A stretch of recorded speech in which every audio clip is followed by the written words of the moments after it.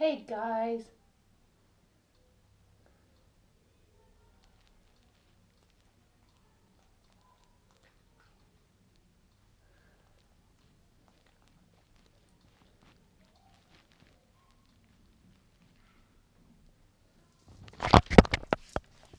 Oops, Casey is sitting on the microphone.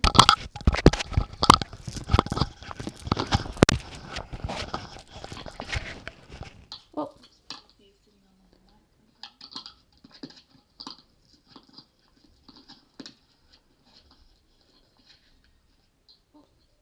How do you mute sound on that?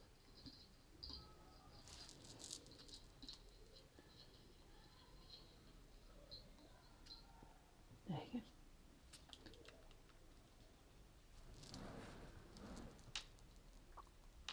go. Oh, fuck.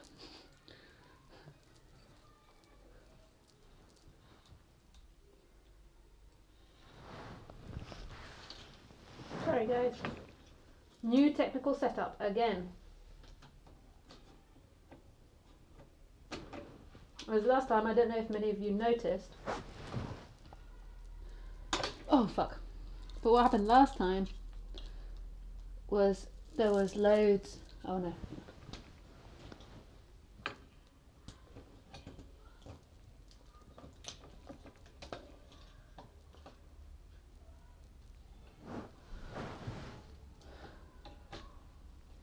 Okay.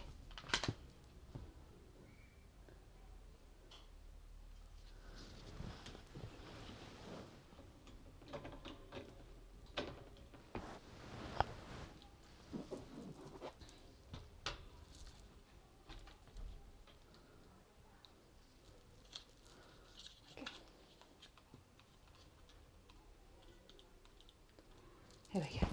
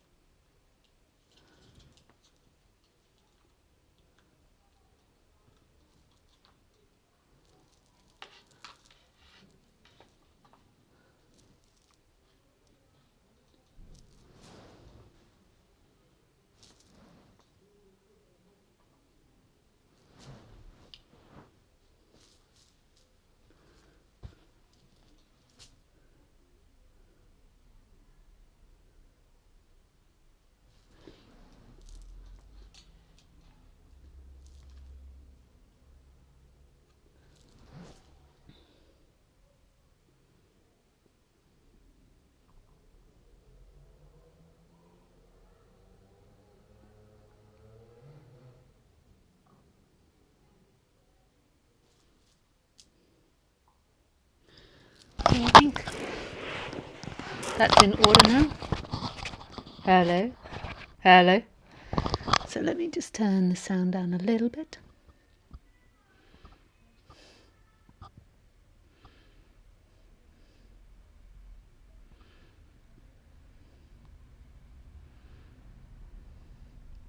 Hello.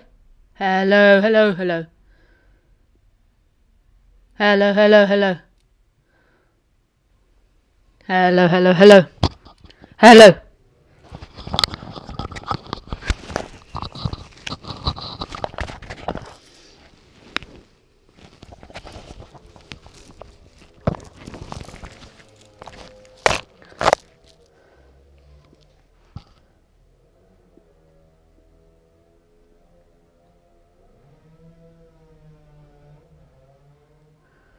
I think we are ready.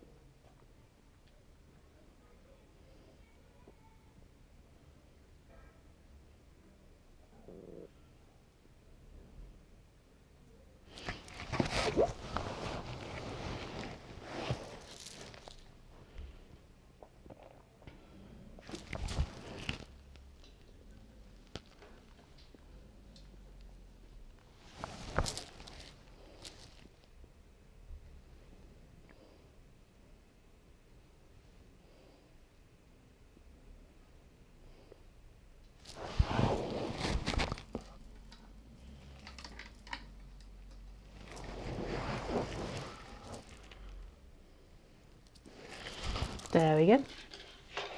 Okay, guys. Whoop.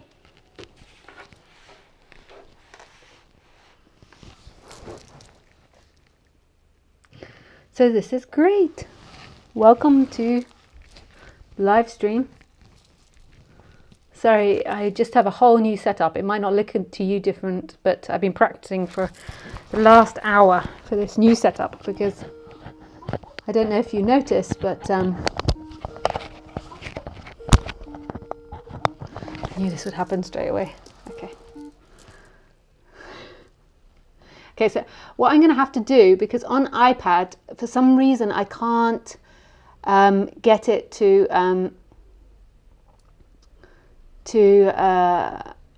unfortunately, I just can't get it to not make Skype sounds.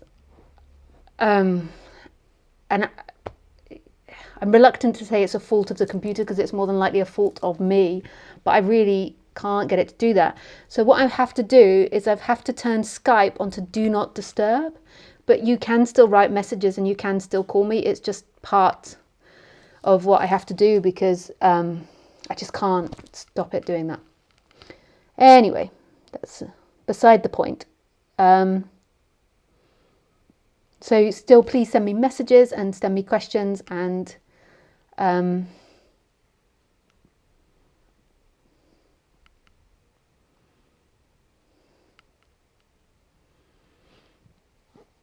I will answer them after I've done an introduction.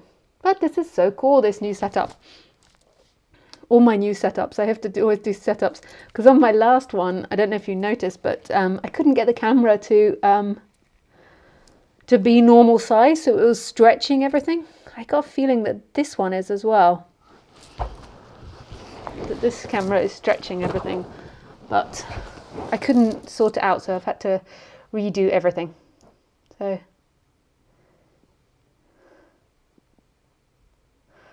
it looked quite funny.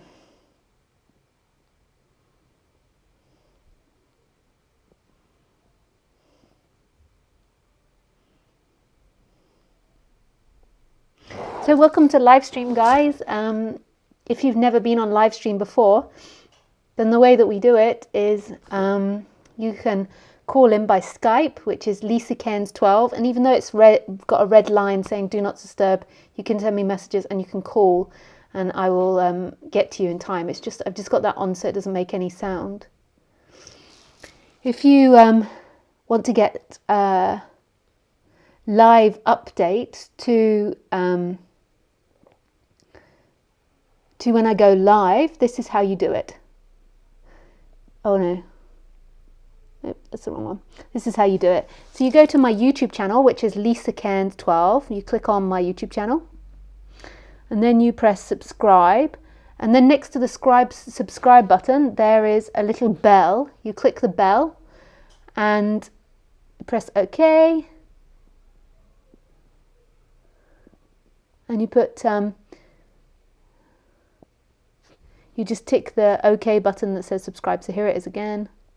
Press subscribe, the little bell, and then I can't remember what the message is. Send me notifications. There you go.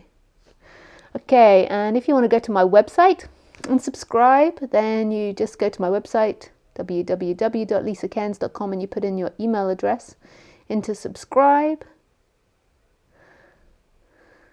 And then you can see my events by going to events page. This is an old one, so those are gone, all of those. The only one that's still on there is Saint Antonin, Nobavel. I still have Saint Antonin in France in June. So I have a retreat in June from about the 16th of June for 1 week. I also have talks in Paris the end of April. So you can also join me for those.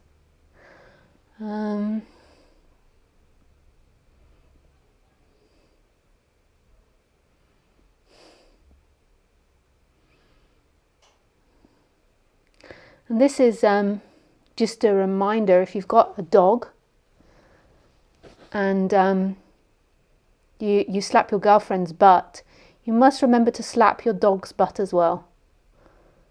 You must remember to give your dog attention too.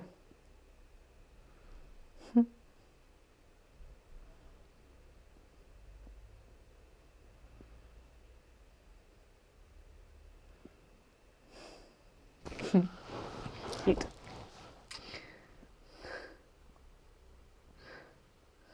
I need to add more funny videos.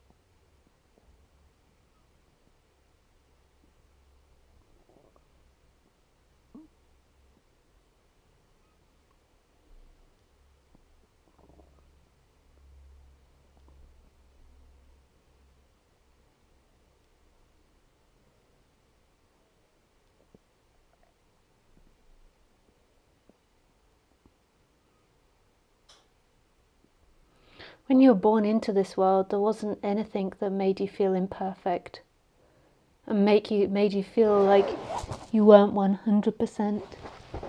There was just perfection everywhere.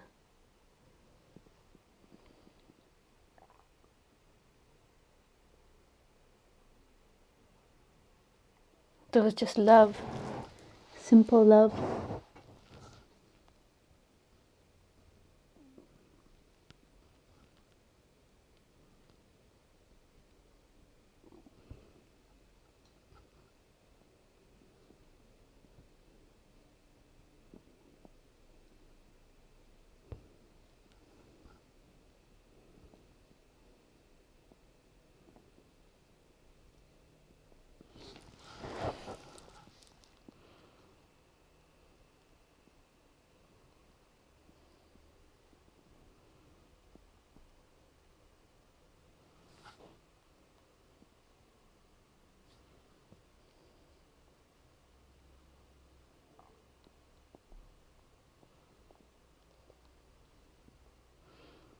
Sorry, I was just getting messages about technical info. I'm paranoid about the technical stuff now.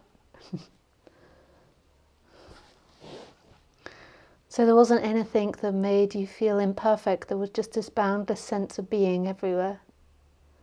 This aliveness, this space. And it didn't feel like it belonged to the baby. There was simply space, and the baby didn't know who or what it was. There was just everything happening. Fresh eyes looking at this world. And the baby didn't believe it existed and that it had a life. It was just experiencing.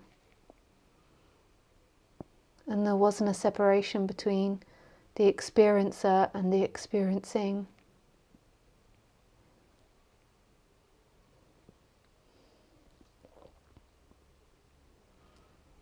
It was perfection, completion, no center, or love, whatever word you call it. You can see it when you look at a baby.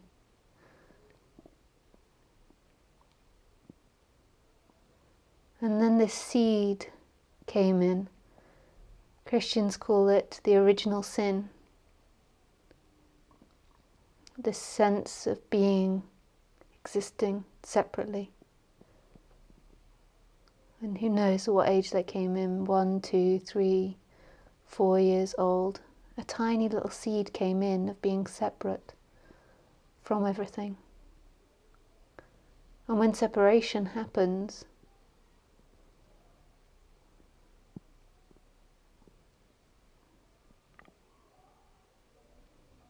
there's always a sense that there's something wrong, there's something out of line.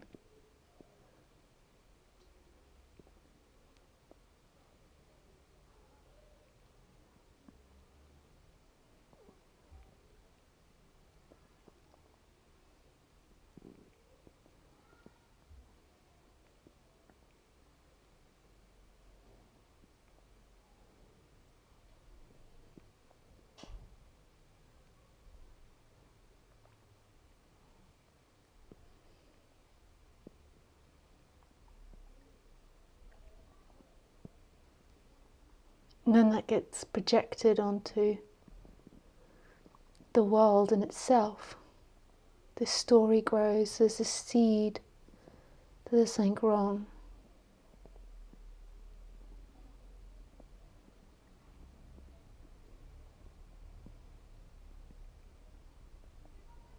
And it begins to grow. It looks to find validation for that. There's something wrong because I'm not good, because I get angry, because I cry, because I don't do well at school, because my mother's sad, because it rains. Whatever it might be, I'm not rich enough, I'm not successful enough, I'm not slim enough, tall enough, skinny enough, fat enough, big enough boobs, blue enough eyes, dark enough eyes, whatever it might be. I don't have a big enough car, my nails don't grow, my clothes are wrong, my hair is wrong. It's like it begins to suck in why there's something wrong with it. And really what's wrong is the separation, but it begins to look in form, in the flow, to find out what the problem is. And then it tries to complete itself, so it tries to have the most perfect nails.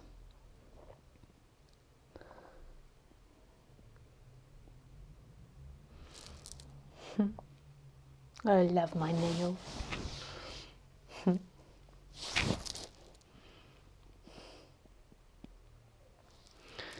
Most perfect clothes.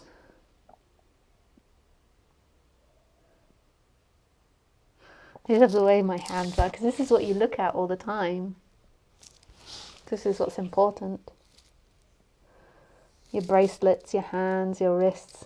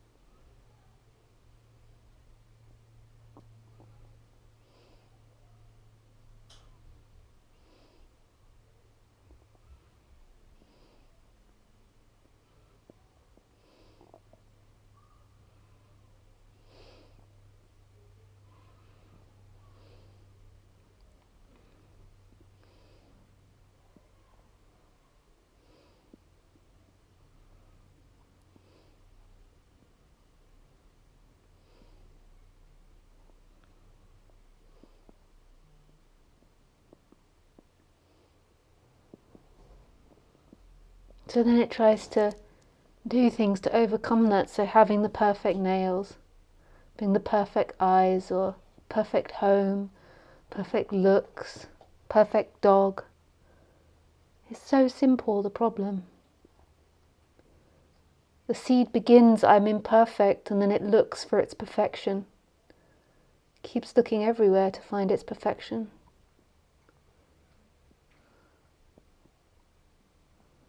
And this is where the whole suffering game is.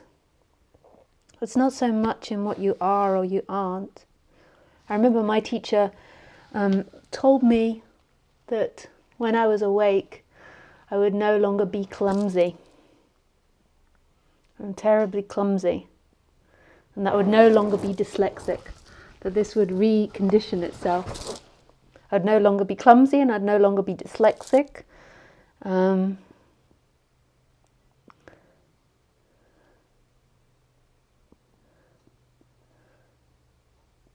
All these things was bullshit. I'm still all those things. Maybe I'm not awake then, in his category.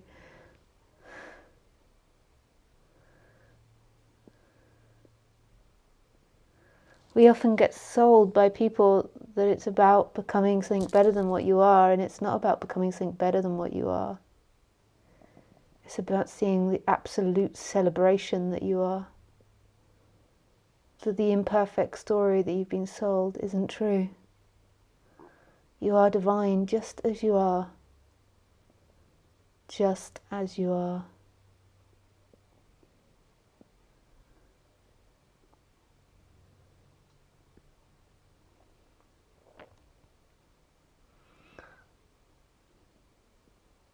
The freedom is that there is nobody experiencing this. There is only love experiencing itself. This is wholeness experiencing itself. This is emptiness appearing as fullness. This is the freedom. The freedom isn't about becoming something better than what you are. It's about being as you are. And on the human level, in order to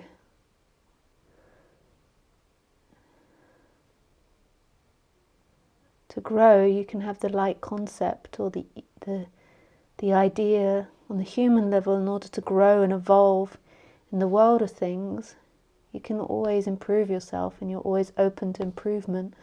But that improvement doesn't equal completion.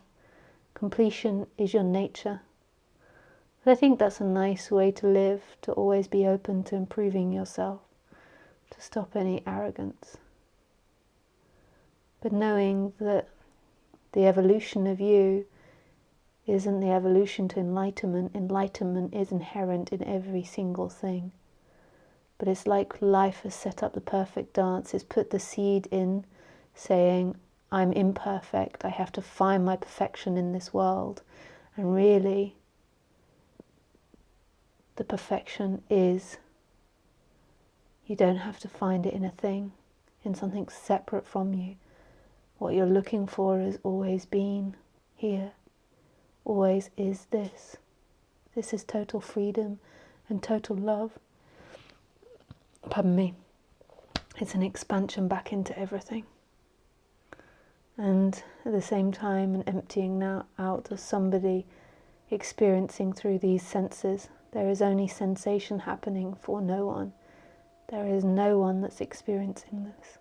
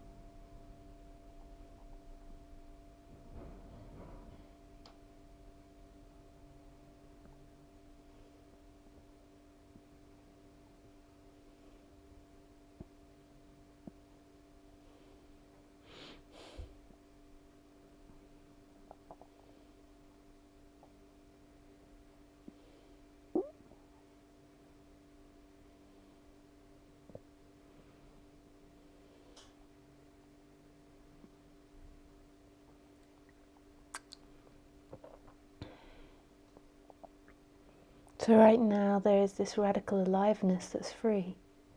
This presence that's only here. It's not found in a particular sensation, a particular thought, a particular behavior. It's found in what's happening.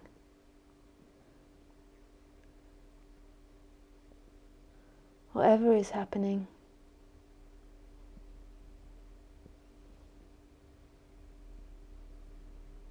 I had this most amazing dream last night. It was such a beautiful dream. I had a dream, my reoccurring dream is, or has been, but not for a long time, but when I was growing up it was of an aeroplane crash. I grew up on the Heathrow flight path, and my town, the aeroplanes would turn over my town, and so often as a child when I'd be looking up at the sky, I'd be watching the aeroplanes turn, and it always just amazed me that they turned and they didn't just fall out of the sky, because they're going on their side, turning to go back to Heathrow. And actually when I'm in an aeroplane and it does that, I can often see my parents' house. Or used to, I can't now. They used to live on a lake, so I could see where the lake was. Now it's just too hard to find my parents' house.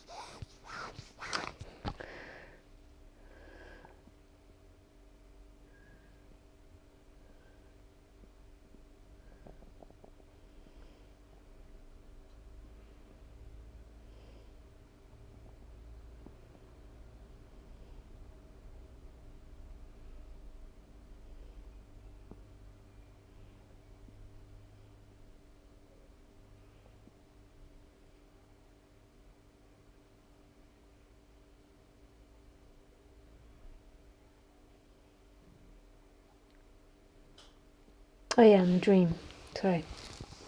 And anyway, so I had this dream last night that I used to have a recurring dream often of seeing aeroplane crashes, and last night I dreamt I was on the aeroplane and it was crashing. And I was listening to music. It was something like Ben Howard Everything, which is often, I have a playlist that I really like, and I often listen to when I'm on the aeroplane, when I'm taking off. And we were landing and it was very obvious that the aeroplane was crashing. Like it kept falling a lot and then sort of trying to go back up and then going on the side. And it was obvious that the pilot wasn't in control of the aeroplane. And the body was experiencing fear. It was so real, this dream. The body was experiencing fear, but there was absolute peace in it. I know that sounds like a contradiction to you, because you've always been told that negative emotions are the problem. So being upset, being angry, being scared, even in spirituality you're told that that's the problem. But there was such peace, even as the aeroplane was crashing. And there was fear and adrenaline.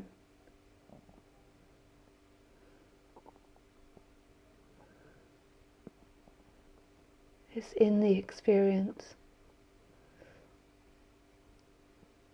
What we project onto enlightenment is normally actually what we want our lover to be, our partner or our friend to be, what we want this person external to us to be, what we want ourselves to be, what we've lacked from people, what we've lacked from this world. And we see it as qualities.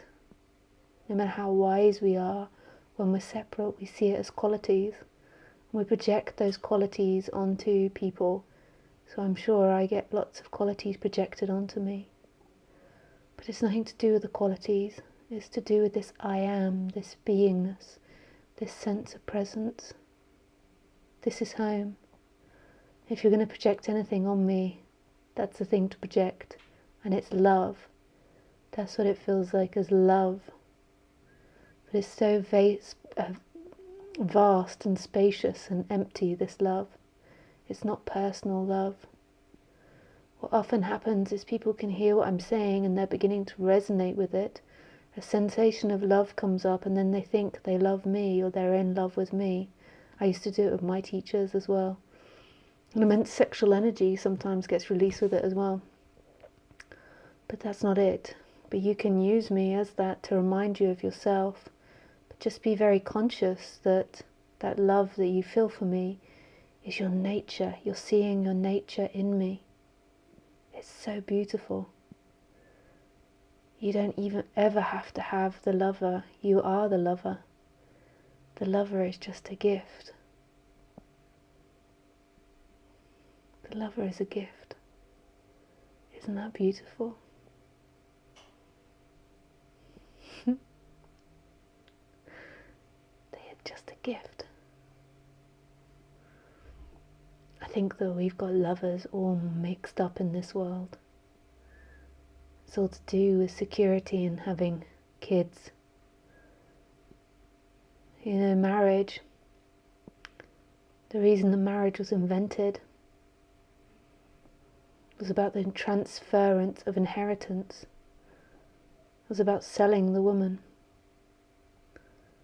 By transferring the inheritance to that family.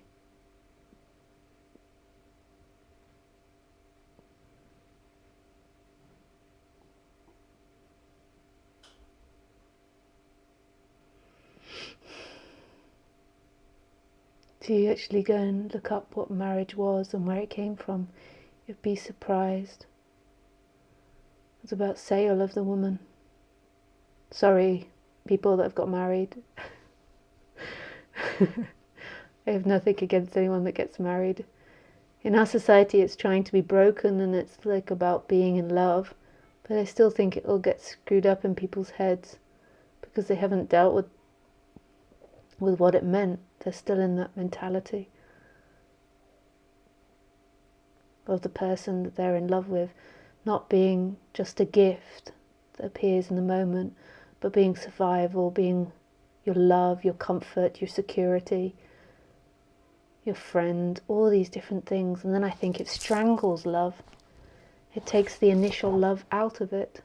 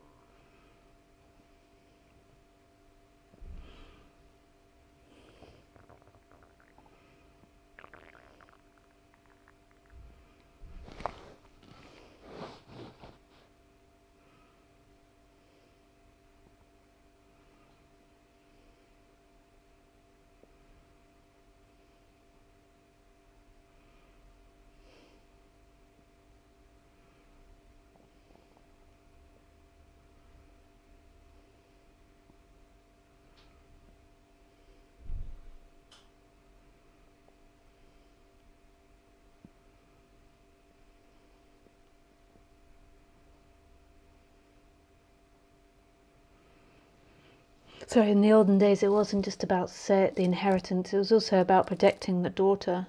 So the daughter was looked after as well.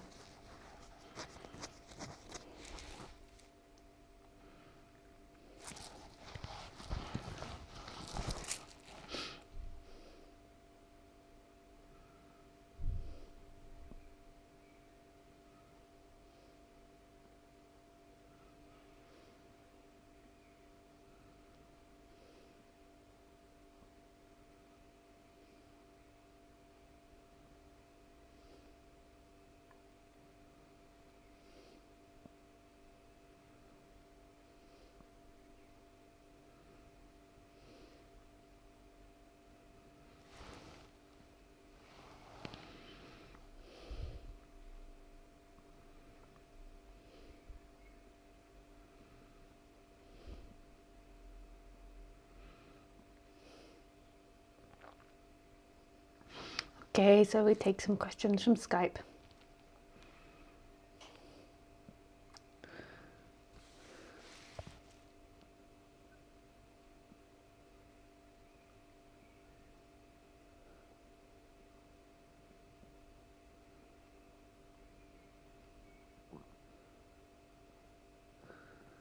Hi Lisa, I have a question from Monday's one-to-one session. This is from Keith. Is the aim of non-duality some kind of improvement, but the method is to give up any idea of ultimate improvement? Sorry, a few typos there. It's in what's happening, what's it is. Oh, sorry, I just answered the first question. Improvement, not improvement, but there's a lessening of the karmas and the deep attachment to them. But no, it's not about improving the person. It's about becoming fully that person with all its qualities, whether you judge them good or bad. But there is a lessening of them. The reason that I try to point to people's stories is to get them to actually feel the feelings in the body rather than running away from the feelings. I don't mean to stop the feelings or get rid of them, but I'm trying to get people to stop trying to find the solution in time and see that the freedom is in what's happening, and that might include intense emotion or feeling. Often when there's intense emotional feeling in the body, we cut the body off and we live in the thinking, and we just think about what the problem is and how to solve it. But no, not at all about self-improvement. It's in what's happening. What's it? Is it what's really being looked for? What happened to fear and lack? You don't seem to mention them anymore. Yes, just saw Her the other night. Amazing film. Yeah, I'm always changing the way I speak, but the separate self has two sides to them. They're trying to get away from lack. I just spoke about it right at the beginning, actually, about this always trying to improve yourself. That's from lack and fear, but I just put it in a different way. That there is a seed in you that's not enough. There's a seed in you that there's something wrong. And then there's the fear that you're in relationship with this big wide world. But don't worry about it too much. Just slip into the sea of love. Let my words drift you off to that. Fuck the intellect. Am I speaking properly? I feel very drunk. I'm not drunk, but sometimes just an effect of all this awakening stuff gives me the effect of feeling very stoned and drunk. But yeah, fuck the intellect and getting it right. What is it? I don't know how much better I can say that, Keith. Just don't worry about it. Just let your heart sing as you hear my words. This is, you are.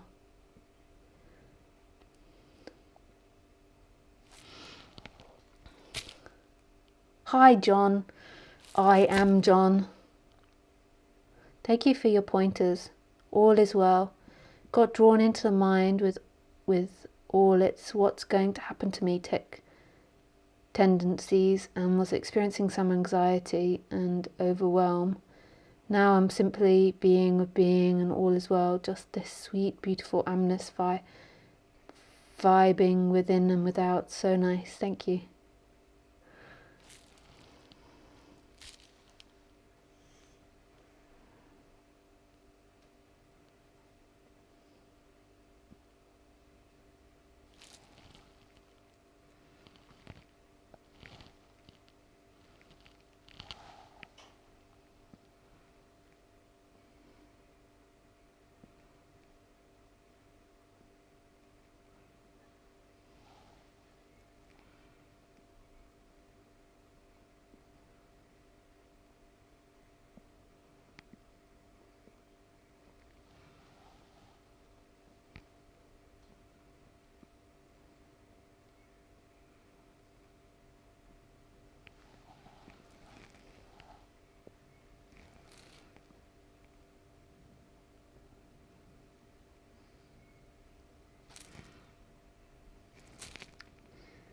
Hi Lisa, this is from Megan.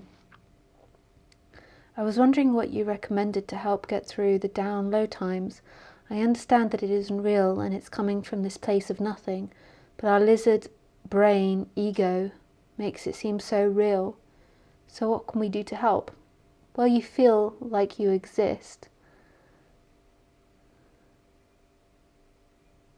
So while you feel like you have choice and free will and you can move attention, then move your attention into the actual physical sensations and give them space to express themselves.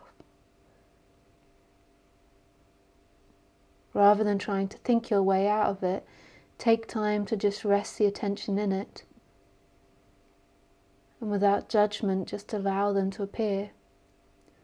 But know at the same time that that one that's doing that isn't actually a separate entity that has free will and choice. It's a functioning that's happening. And by me telling you to do that, I'm updating the robot.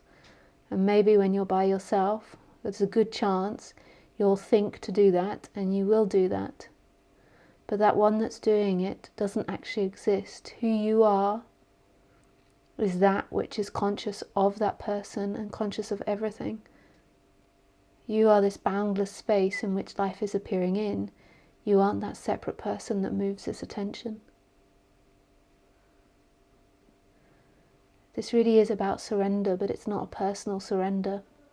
So the best thing you can do while you feel separate is to just allow those uncomfortable feelings to come into presence, rather than trying to work it out in the brain. And then in those uncomfortable feelings, there is that presence, and that presence will begin to reveal itself. It's all about coming back to what is, rather than living in the person that's trying to escape what is. Thanks, Megan. Hey, Timsy. Hi, Lisa. Thank you for your presence. Your image and connection to me remind me of my best friend as a child, Edward. Eddie. I remind you of Eddie Izzard. And all my memories of my love for him came flooding back. There was a huge tragedy that ended our relationship that I had blocked. After some days of tears and healing, I'm so much calmer inside, and my feelings of love of this world and myself is a complete awakening. Thank you for the synchronicity that true openness has passed between us, so to speak. Well, that's a pleasure, Tim. I love it that I get thanks for something like that. For reminding you of someone else. Beautiful. I'll happily take that thanks.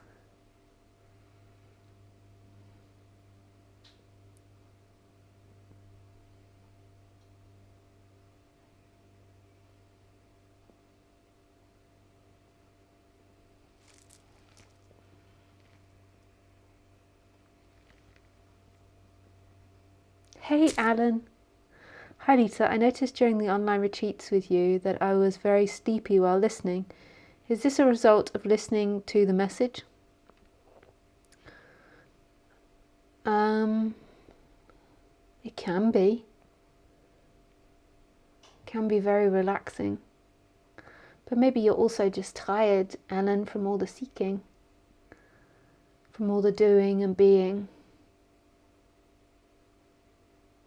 Next time we have the online retreats, you're fully welcome to fall asleep. I often used to fall asleep while listening to Ramesh Balsaka.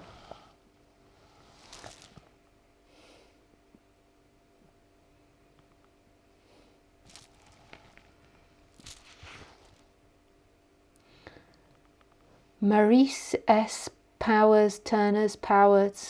Turner. Maurice. Hey, Maurice. Is this where I can ask you a question? How can I call? You can call, Maurice. Just call now and I'll answer. If not, I'm happy to answer your question as well. Hi, Renata. Have to leave. We'll watch you later. Okay, well, this is for later. I was talking to Isabel about coming back to LA. I'm not sure though.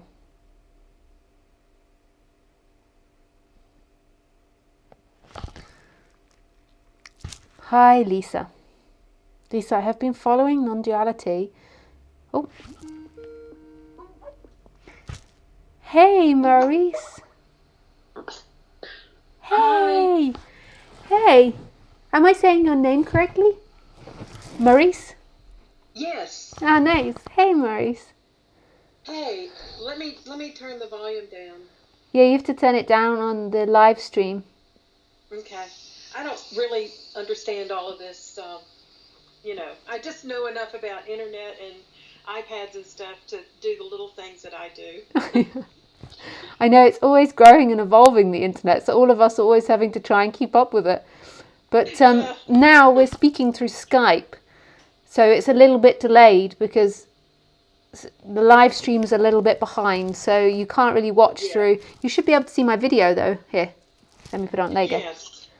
Hey. Oh, there you go. Yeah. There you go. It cuts That's off my head a little, but I can't move it anymore. Okay. All right. Is Hey. this okay? Yeah, this is great. I can hear you well. All right. Oh gosh, I've been listening to you since October. Oh, I nice. think it's been October of last year. Yeah. I found you when you had an interview with Craig Villarubia. Oh, yeah. Nice. Yeah, he's a friend of mine on Skype. I mean on Facebook. And oh my God, I think I probably listen at least once a day, sometimes twice a day. It's like my, I mean, I don't really believe in church, but it's like my church. You know what I'm saying? Yeah. I'm reminding you of home. I'm reflecting back home. That's what my job is. Yeah. Well, so I have so many. I'm gonna do a one-on-one with you as soon as I'm able. I'm on workman's comp right now, so I've got to wait.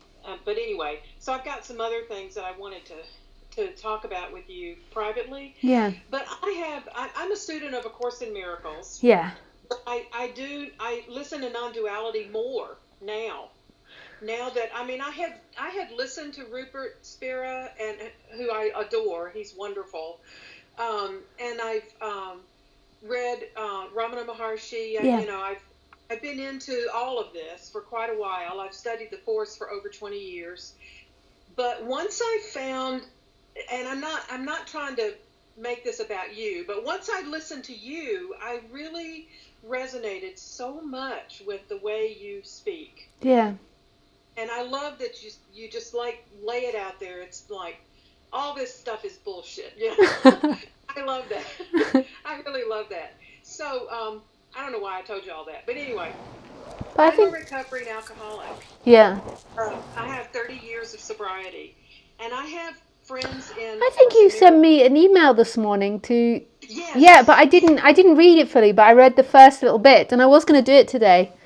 But nice. Oh, now I know not to do it. Well, I've been trying to get on with you so hard, but I've not been able to do it. So I'm so excited. Yeah. I'm successful. Oh, nice.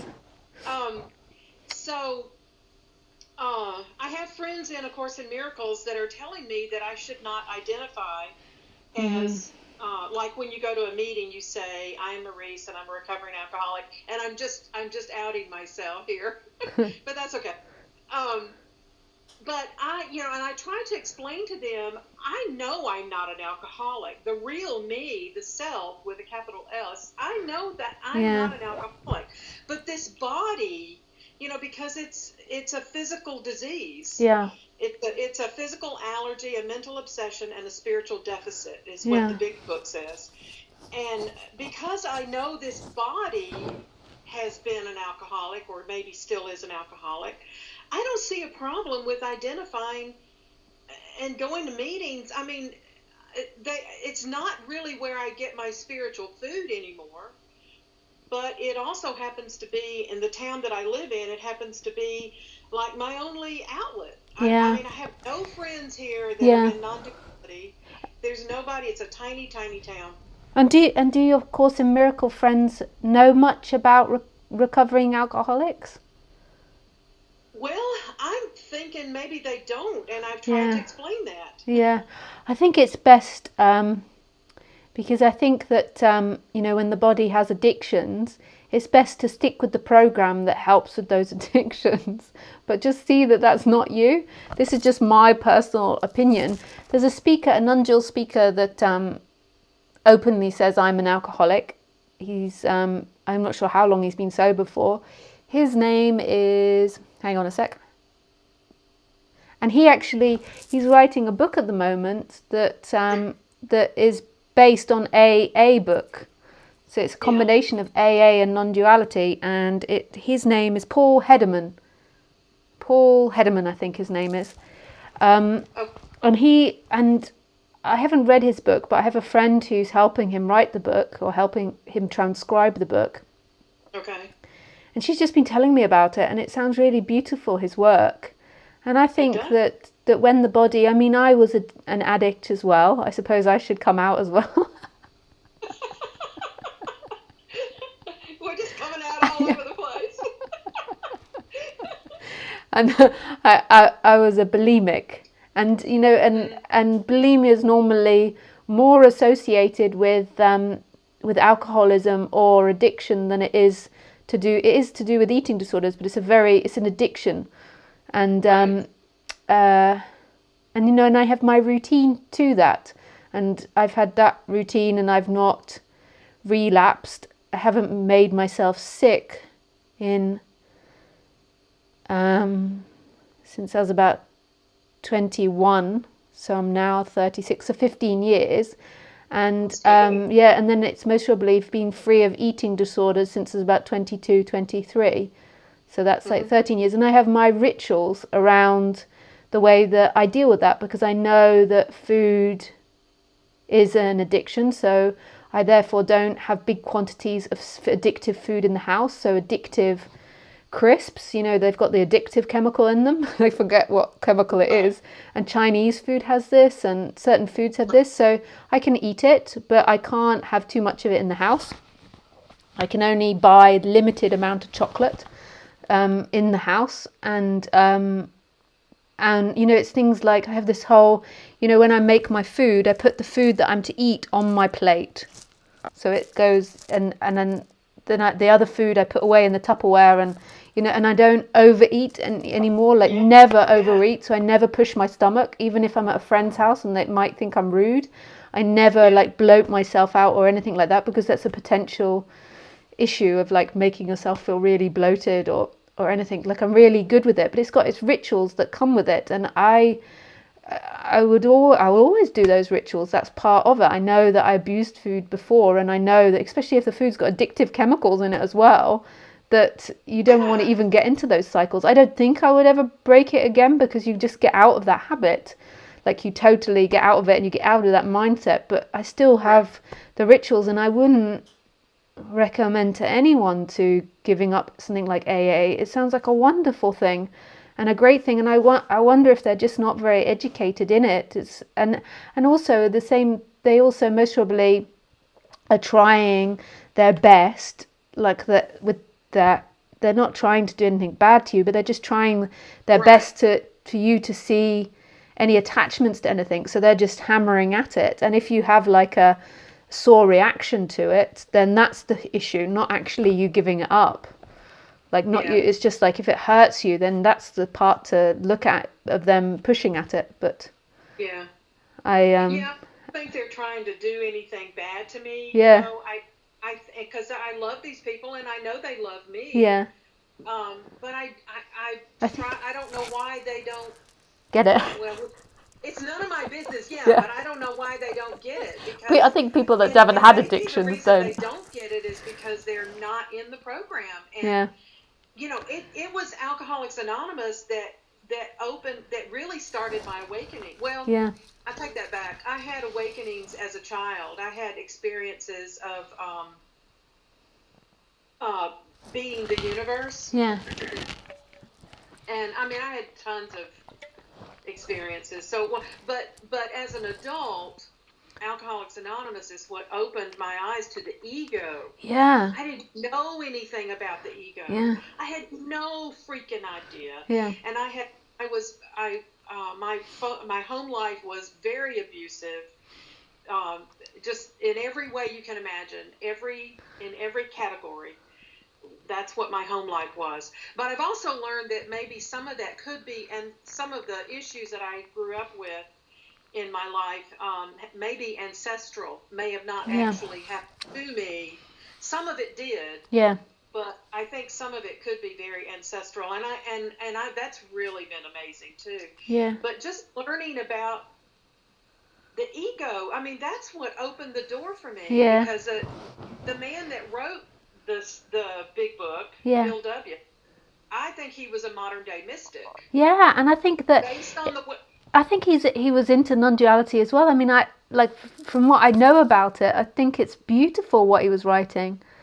Oh, I'm getting chills right now. Yeah. I mean, it's such And- beautiful writing, and it's opened the door for me to come into A Course in Miracles, and then, it opened the door further for me to come into non-duality, and oh my God, I just love this so much, and at times though I feel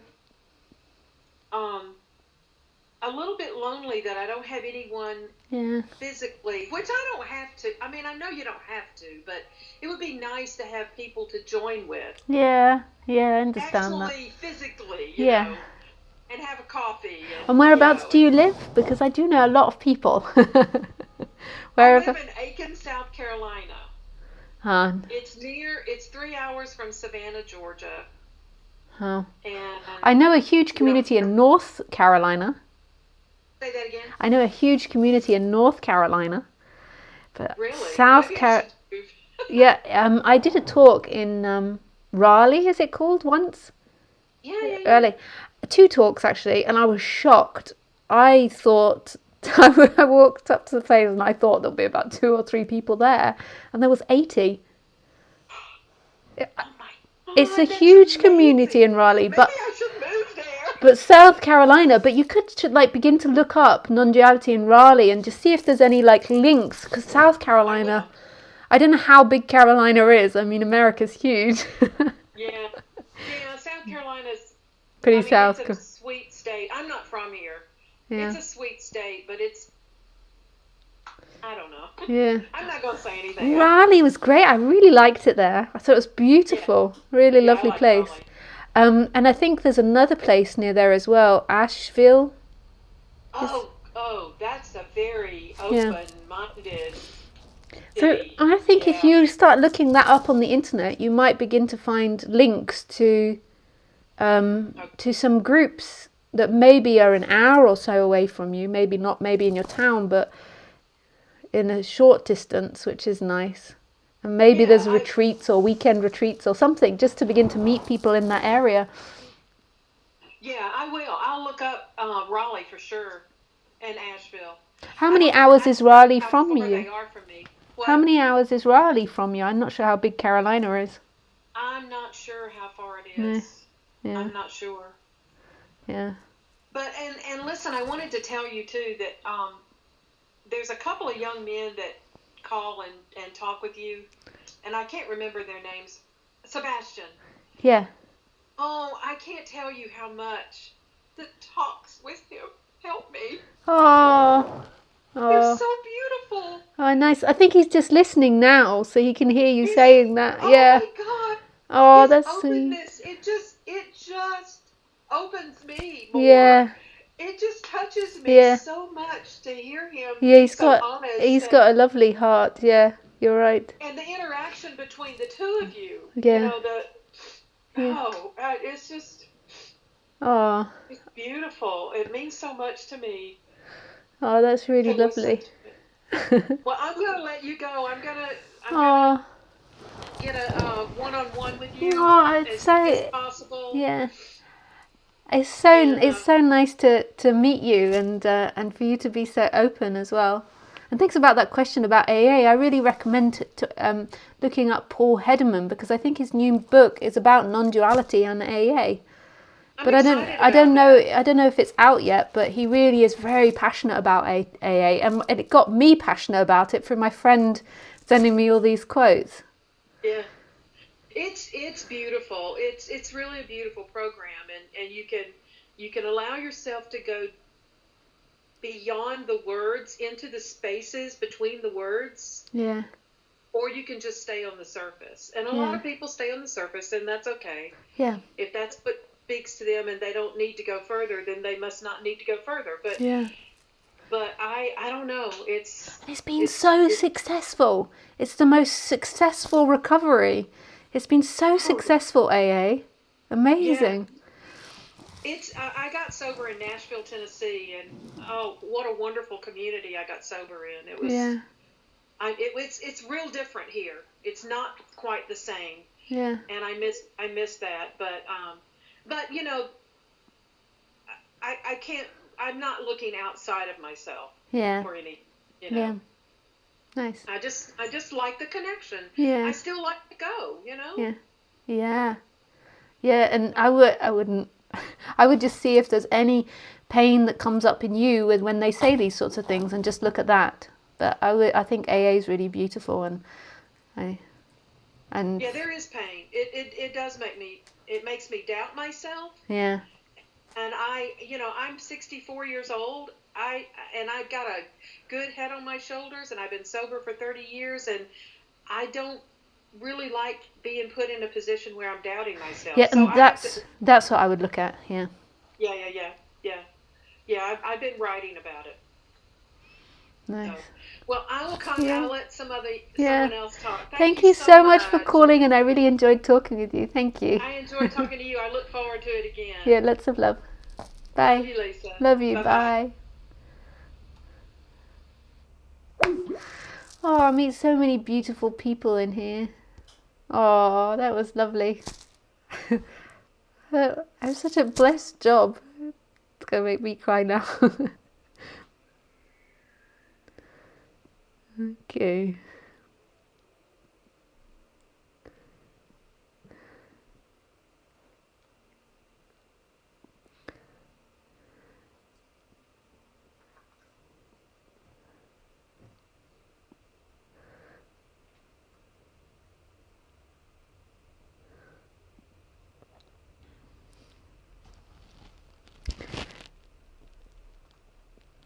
So Phyllis says, Paul Hedderman, 27 years in recovery. I love his talks. He's very funny and down to earth, and very New York, New Jersey style. Oh, nice, yeah. So I was saying it right, Paul Hedderman. 27 years. Yes. I'm only 15 years. Actually, it's 16 years. I was 20 when I stopped, not 21. I'm 36 now.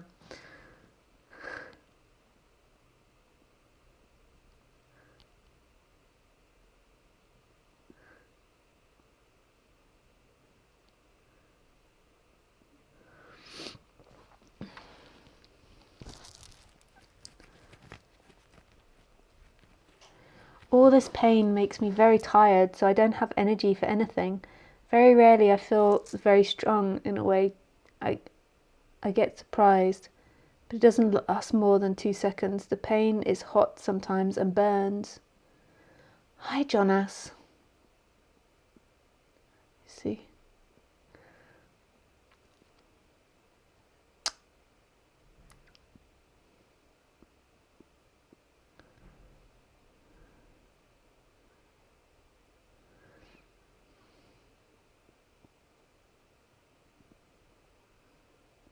You know, and I hope you don't take this personally. I mean, these are talks about not taking things personally, but have you been to see a doctor about having very low energy? Because there might be some physical reason. You know, I'm not trained as a doctor or in any of those types of things.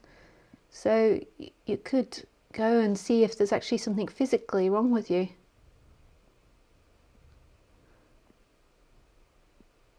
And that's not a negative thing for me to say, like all bodies get sick.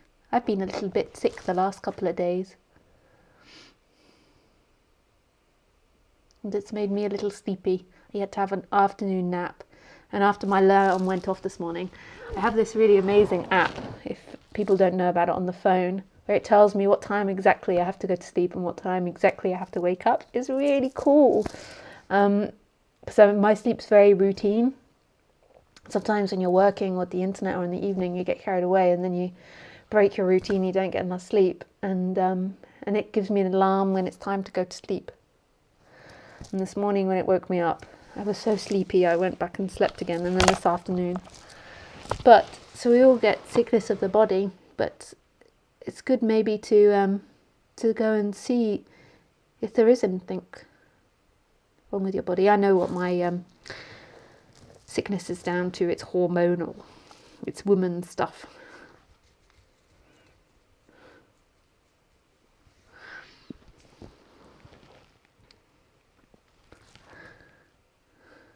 Hey Sebastian, could you say something about self-esteem? Mine is very low and I hardly say no. Don't know what I want. It is one of my core problems, feeling unworthy, fear of rejection. Can you help? Thanks. I don't know if I can help, but I can open my mouth and speak, and then you can see if there's anything that resonates with you. It's just the initial sense of guilt the initial sense of lack, that there is something wrong with you, that you're guilty in some way or something, that you're not enough and not worthy.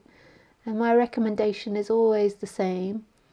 Well, you feel separate, just remove that attention to the physical sensations that are appearing in the body, rather than following all the neurotic thoughts that are presenting in the head.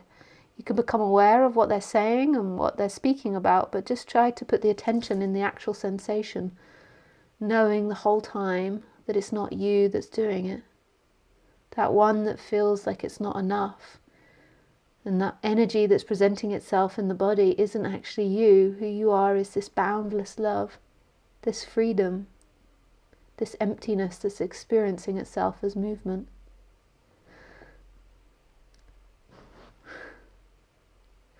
But where you feel separate and when the pain comes, try your best to go to the sensation of it and just allow it. You are perfect, Sebastian. You are everything. The idea that you're not enough isn't true. Every part of you is perfection. There is nothing that needs to be rejected. You haven't done something wrong.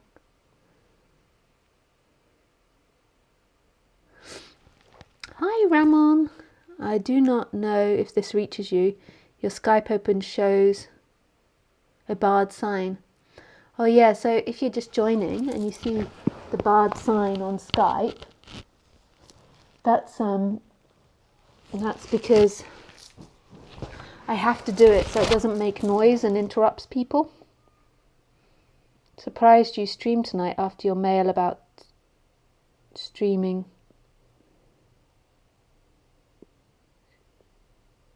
Coming Sunday. Huh?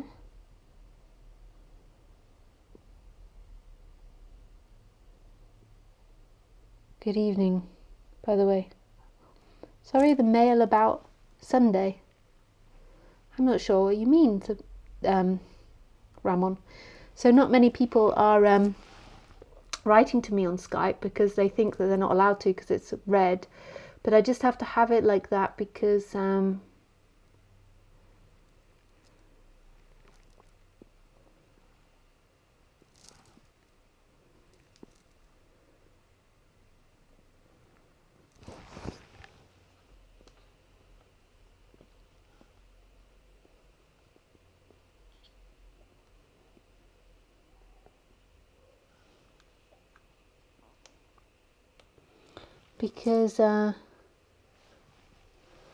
why do I have to have it like that?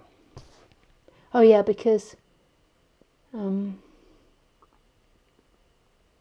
forgot. I'm so stoned tonight.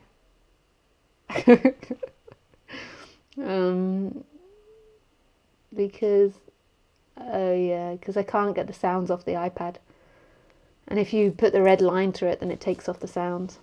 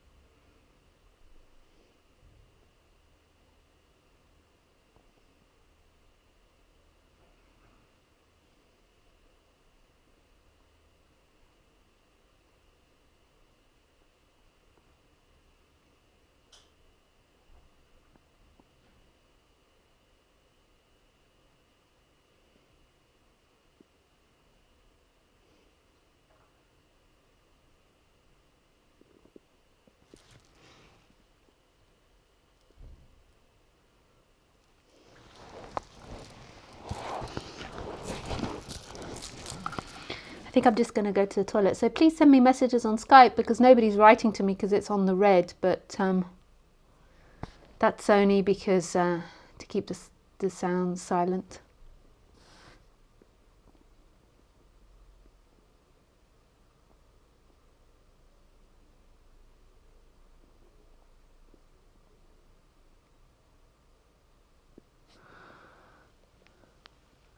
Oh, sorry, is the name of my stream wrong?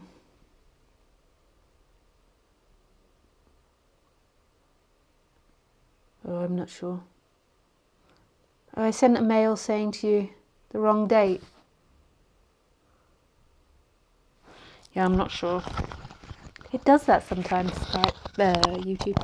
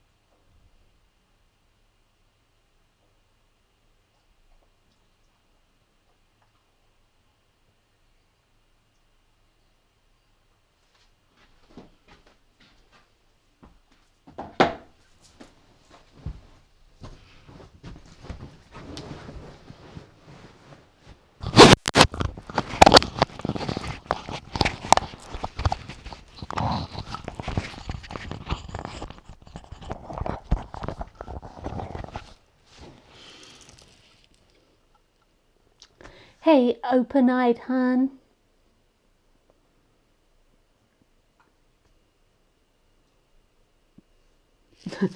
I think we are a screwed up combination. I cannot write good and you cannot read good.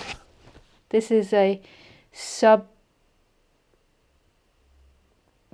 setup for questioning and answers in writing, and it is 14 seconds of peaches. You must watch now. Okay, here we go.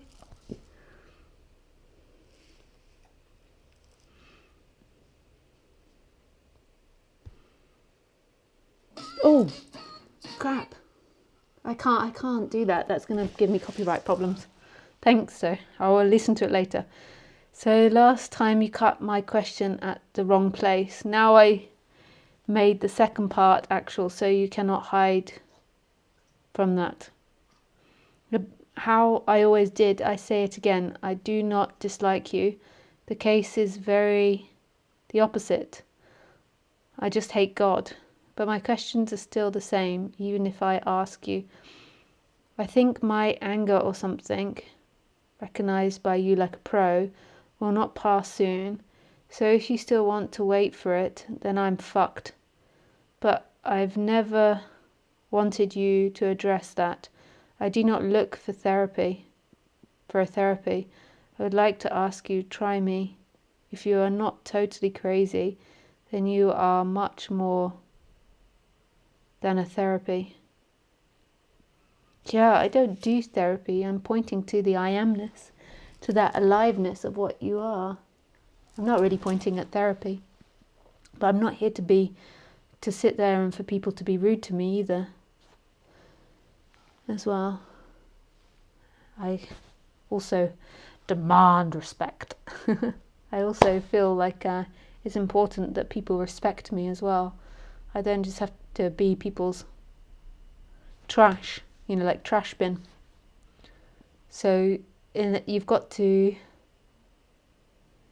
So I just don't feel to sit there with you while that anger comes up.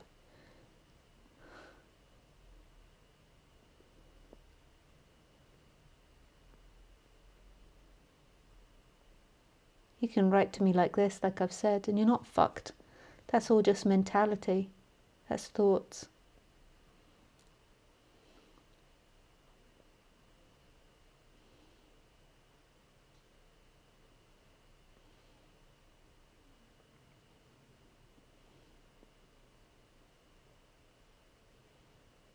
So this is 30 for...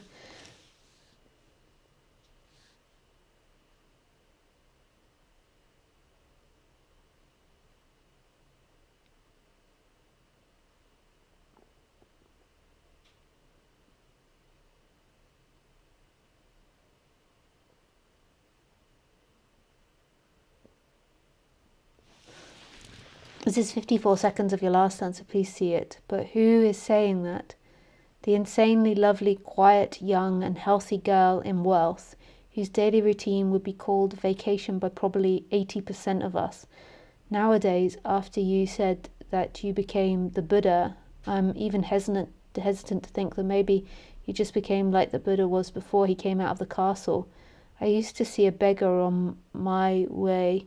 She is one of the little people, homeless beggar female, in dirty clothes, sitting on a carton paper in winter. And she does not say, "This is so exciting," with the seal clamping. If God keeps this torturing chamber called world just to force us to experience the details of life, I think that would be very bare minimum, that every being could experience all the highs and all the lows. And what highs did that woman experience? When did she get love, care and interest of life like you did? It's very presumptuous about my life.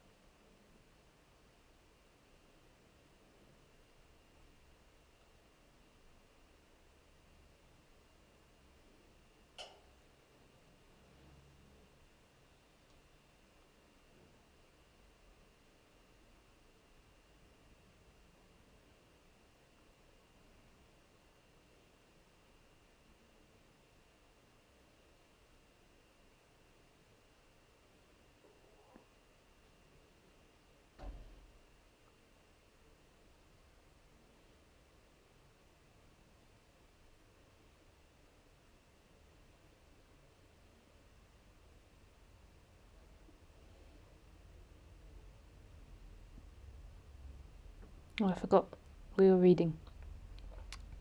But the thing is it's like,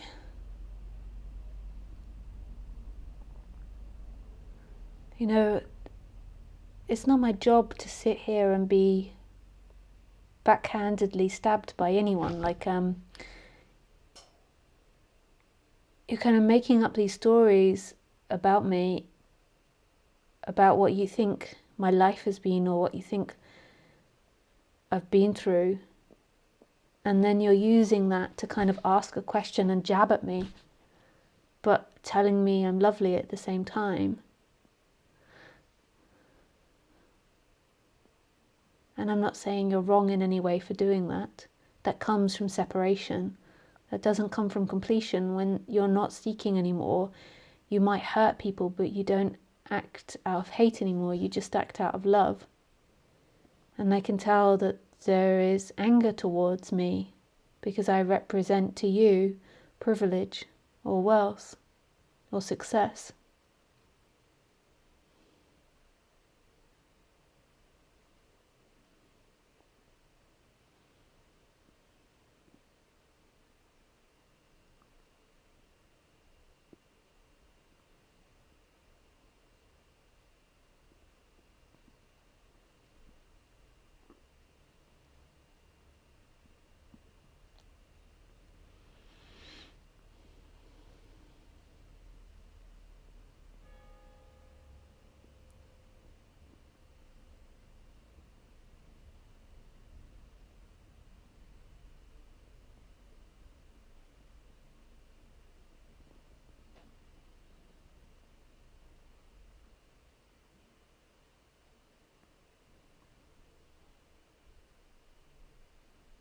And I can feel it in you. A part of you does have this anger towards me. It's like, tack, tack, tack.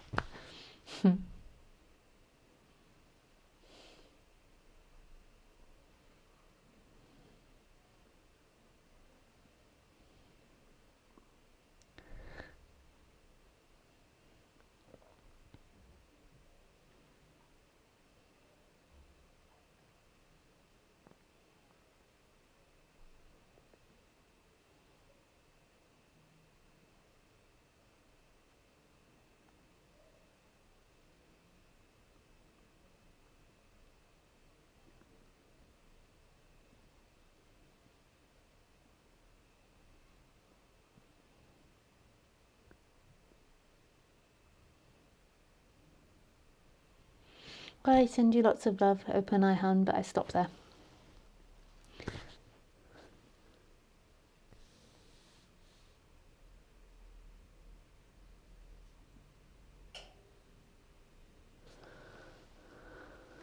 Hello, Lisa. You were speaking once about not acting out bad feelings, etc., while at the same time you emphasised that it's important in our society to take a healthy reaction with pushy people. I agree to both of that, but for me it's sometimes hard to know the difference, to know when I'm acting out and when I need to react. Do you have any thoughts on that?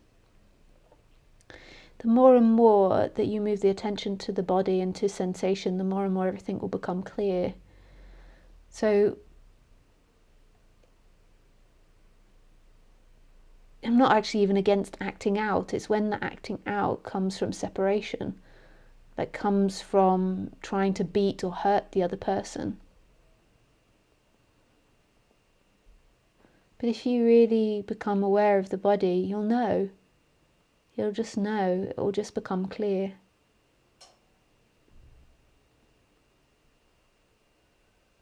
So just spend time getting used to your body and see what your body's telling you. And you'll begin to feel the difference.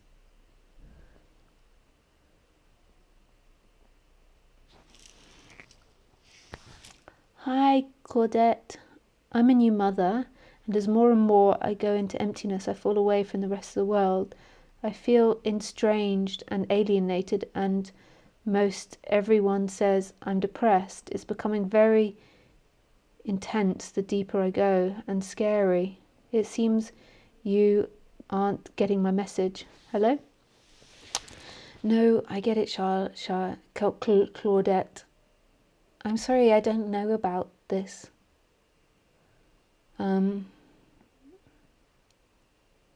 maybe going to check up with your doctor to make sure all your hormones in your body is functioning properly and balanced. But I don't know, feeling alienated isn't a part of awakening, that's part of separation. That's part of being separate.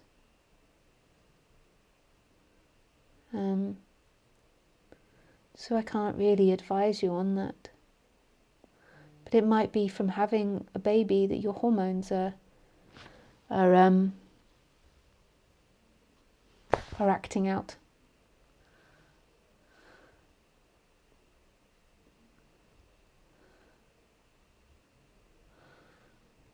So I don't have any answers for you on that, Claudette.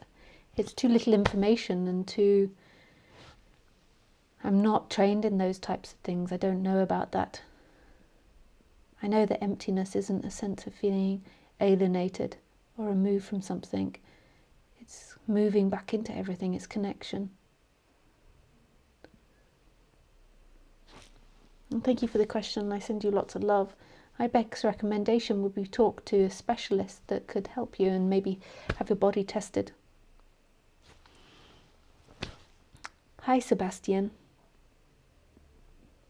And there's no shame in that. All of us, Claudette, sometimes we don't want to go to a doctor or go and get that investigated because we think we can do it by ourselves. And we feel in some way ashamed of it, and there's no shame in that. The body, responds in different ways when giving birth and with hormones and everything. It could also be part of the awakening, some old karma's coming up, but it's better to go and get the physical checked first.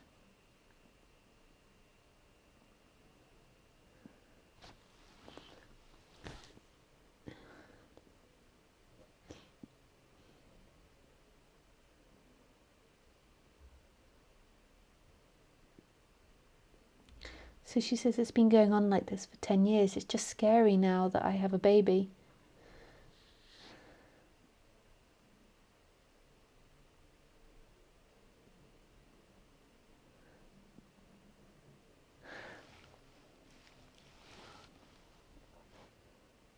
Yeah.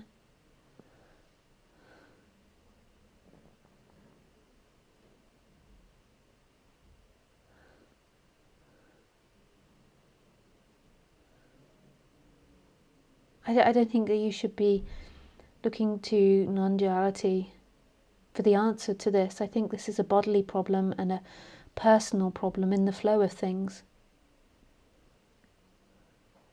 Claudette, I think you should be looking more to therapies and getting your body tested.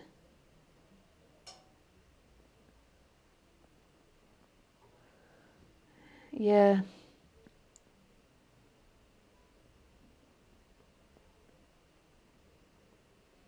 Yeah, maybe, she says, I don't think it's depression, there's total connection much of the time.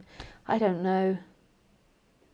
This is too hard for me to do this through Skype, through writing, to have an opinion on this. I don't have an opinion on this. Just go and check all the bases. So go and see for doctors just to make sure the body's balanced and make sure there's nothing lacking there. And then maybe explore non-duality more. Hey, Sebastian.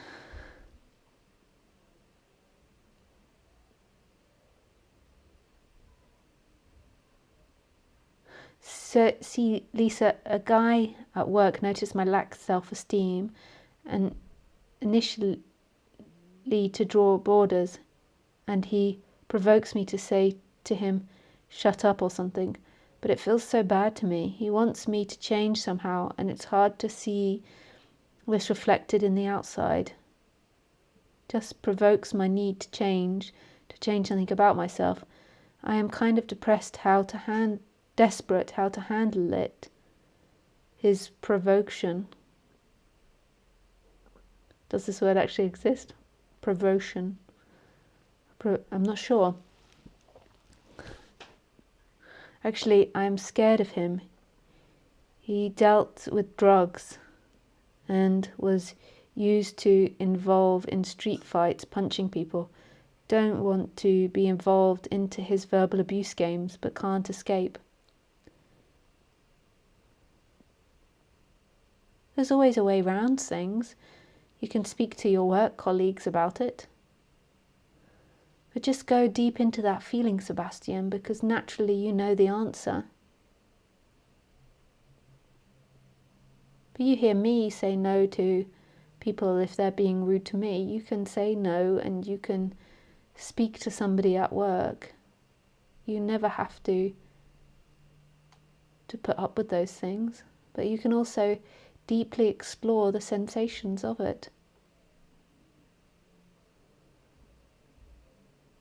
The sensations that come with that, the fear, the guilt, the lack, they are not you. But feel them, allow them in, don't try and reject them. Allow those sensations and see that who you are is beyond that. This huge infinite space.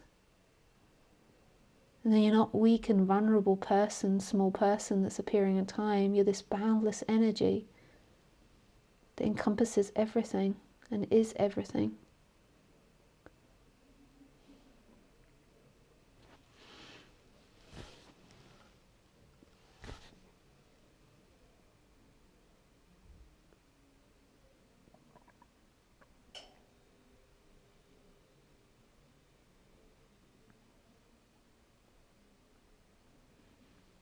So Shane, I don't understand what your question is. Love your streams, but would like to message and see the messages you're responding to.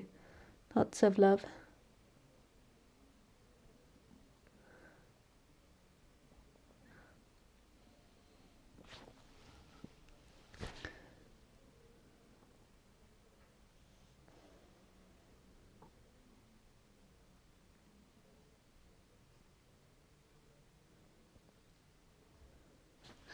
Hey, Lawrence. Sure, we can call.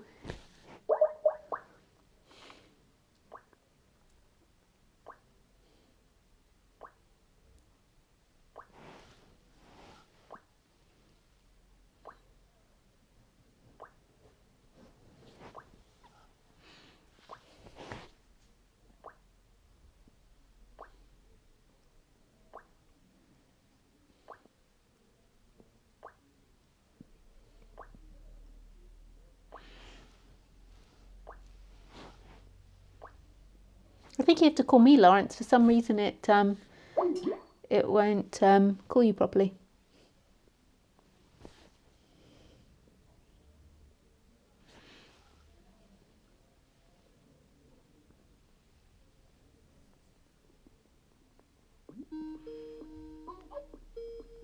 Hey, Lawrence.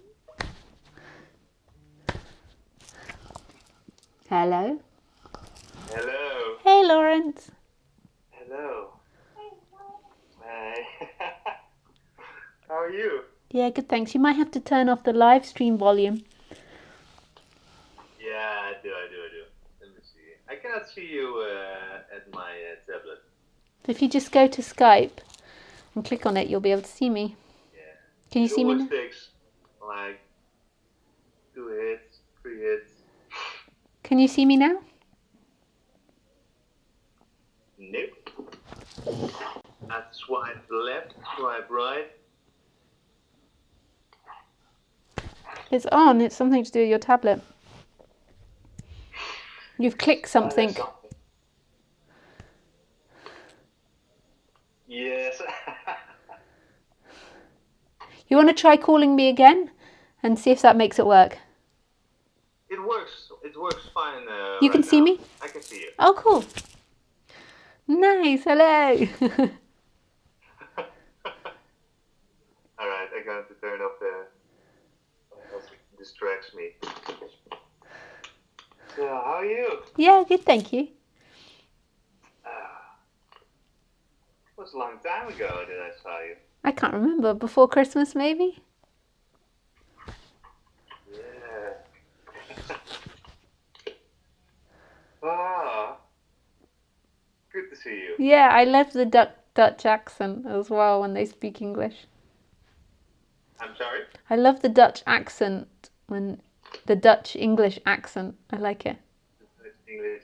Yeah, it's always the same. Everyone always pronounces the words exactly the same. Yeah, especially mine, because my English is, well, it's okay, I No, guess. it's very good. It's really good. But I know in Holland, everyone's a perfectionist. That's why Holland is so clean and tidy and well laid out. Yeah. But so everyone speaks very good English in Holland. That's true. That's true. I think it's the country of perfectionism. I mean, such a tiny country, like owned so much of the world, they must be so good at producing and productivity. I know. I noticed lots of Dutch people speaking multiple languages, like they do. I only do two, but. And also from living there, just how clean and tidy and well organized it is. It really is. Another example of the typical Dutch then. Lawrence is like, not like me. No. Well, sometimes it. Well, not today. Not today. Not organized.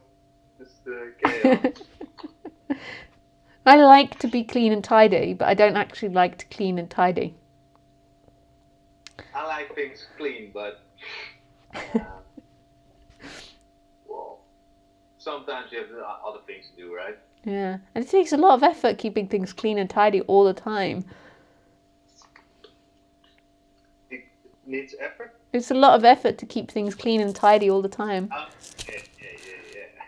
It's a rotting world. All things are desperate to change into other things. So it's always everything's changing and dirt's appearing. It does.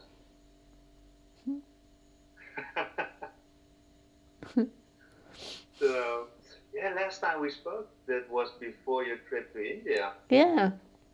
Oh, Maybe 4 months ago, yeah. Yeah. Yeah, I've been to a lot of places since then.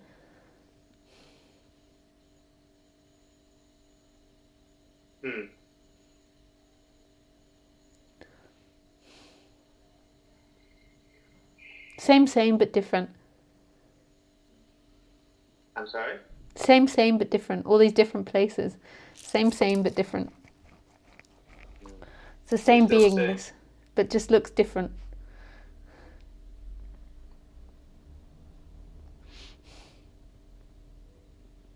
I don't understand what you... There's this famous saying in Asia. I don't know if you've ever heard it. Same, but different. So if you say, is this an iPhone? Like you're going to buy an iPhone and you go, is this an iPhone? They go, same, but different. It's like a really famous saying, and they even make t-shirts with it. So I was just saying everything same, but different. So all the different countries I've traveled to, same, but different. People everywhere. Yeah, we're like 8 billion now. It's crazy. Oof, so many people. We need to stop breeding, people. Everyone loves to have sex and breed. We need to stop breeding. Yeah. Well, I'm saving the planet by not having kids. What we do? Huh? What do you suggest we do? Everyone should only have one kid. Everyone. But we can't inflict it, otherwise we become like China. But yeah, you shouldn't have more than one kid. 8 billion. We can't. There's so many people. Well. And I think it's like at the beginning of the 19th century there was 1 billion. Something like this. It might maybe even be less. But it's crazy the amount we've grown in 100 years. We're surviving so well as humans. You travel a lot, right? Yeah. Yeah, it's nice. It's, well... I quite like staying in one place, actually. But it is nice. It is nice to travel. But once you've travelled as much as I have, it's the same but different. Yeah. I really like it, but I really like being at home too. Yeah, me too. I think I'm going to stay home for a little while. Yeah. think that's best.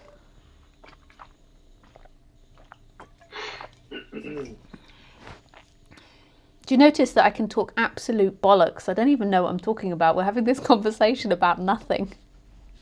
Yeah. We're not even going anywhere in a conversation, just chit chat, but I like it. Yeah, me too. It's good. Better. Maybe better.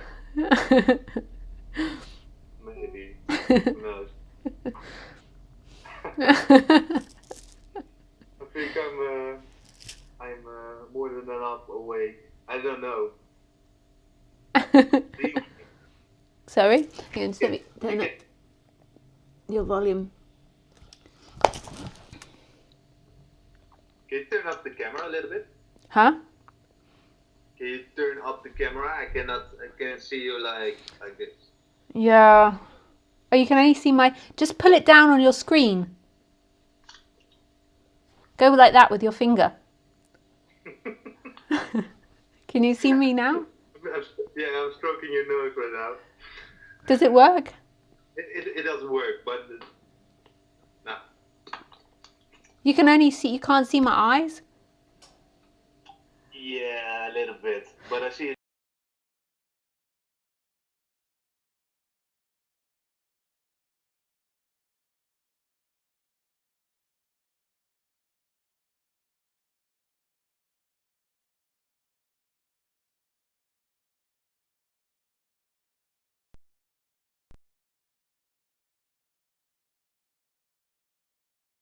Yeah, it's back on now. Oopsie. It just takes a few minutes normally to connect back on. No problem. So Do it. it didn't even give me a warning that it was running out of battery. Computers. Technology. Can you see me properly now? We don't need it, right? Yeah. Oops. And can you see me okay now? I only see me right now. Oh, you only see me? You? Yeah, you back up. Back now? Yes. Gone again. Gone again. She is. Yeah, you're here. Okay. Yeah. Okay. And did the stream go back on? I don't know. I should check. You have to go to my YouTube channel, I think. Yeah. It's back also, on. but it lags. It doesn't matter, but Yeah, it always lags. Okay. You look very well. I'm sorry? You look very well, Lawrence. Thank you very much. You grow a little bit of a beard. Yeah, it suits you. Good. I like it. But, so, you think there are different levels? Different levels. To what? To awakening. And ultimately can't be, because there is only presence. There is nothing that was ever asleep, and there's nothing that wakes up. There's only presence everywhere experiencing itself.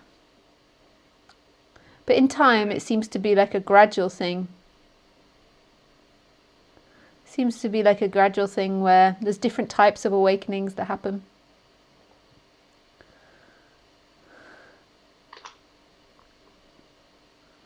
Alright.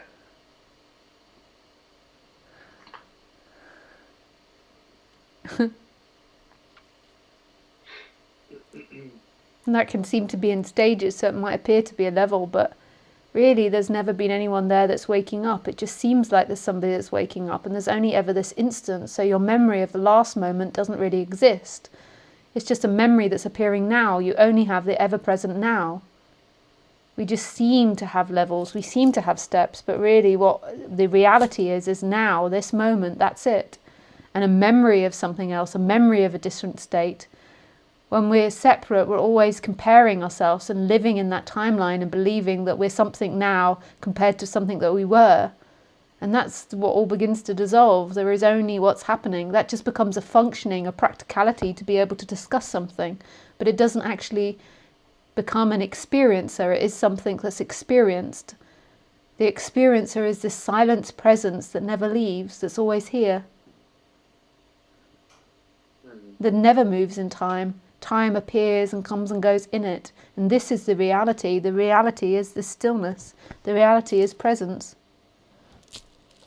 This is right now present speaking. It's not something in time speaking.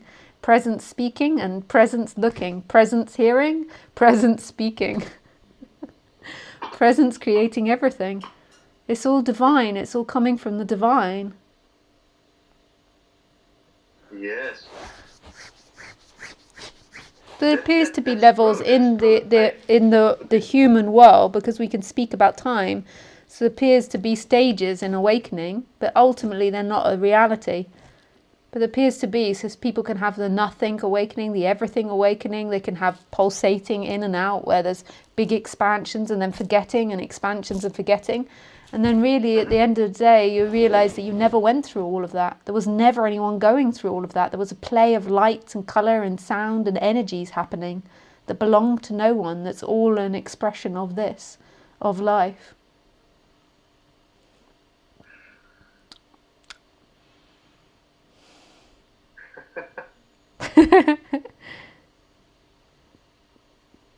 Well, there is a God. There is a creator God. There is a God, but God isn't separate from everything. God is everything. That's true. That's true. And we can never look at God, but yet God is everywhere. God is the looking and the looked at, so therefore God is invisible. God is not found in this world, yet makes the whole of this world.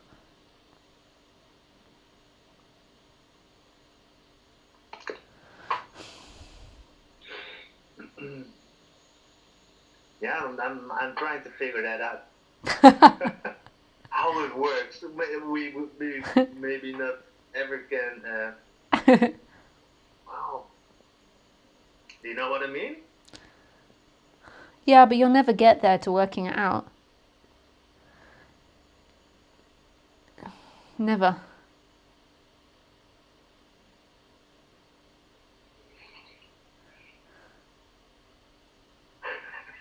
You'll try and then you'll come to, I don't know. I can never know. And then you'll try and then, I don't know.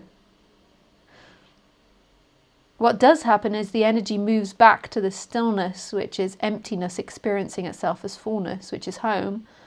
But that's not an intellectual thing. Often the intellect needs to... What is home? The stillness. That which looks out the eyes now. That which hears. That which is everything.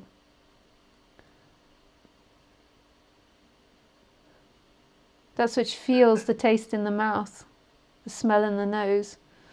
We think it's us, this operating machine that's experiencing it, but the operating machine, the human, the person that can think and understand, that goes through the process of awakening, is being experienced by that freedom.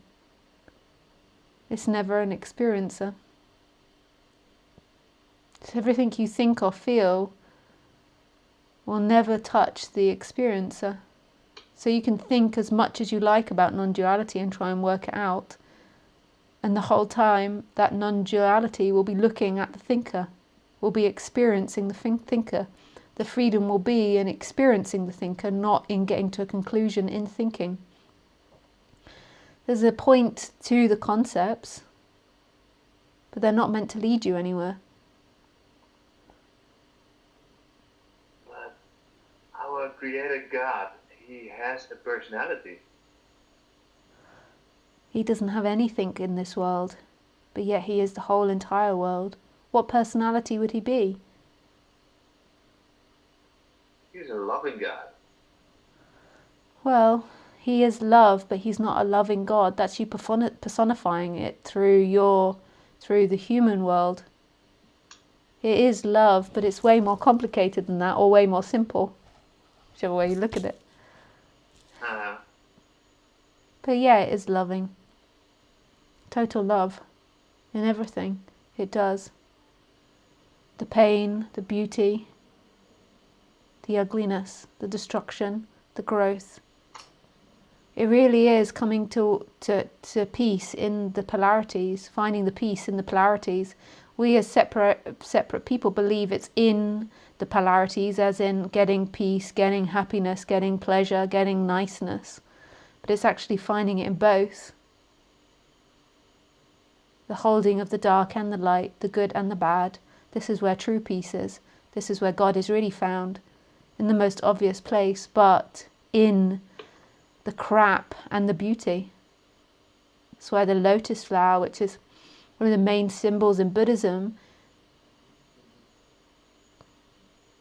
is there because it grows out of the shit at the bottom of the lake. The crap. It grows from the darkness and the muck through the water and blooms into a beautiful flower. It's in the middle of both. Mind is like just light, just niceness, just happiness, just awakenings. But it's finding God in everything. This is where God is hiding. The reason the person suffers is because it tries to find it in one thing. Happiness, peace, love. It's in all things. This is true compassion. This is the game of this world.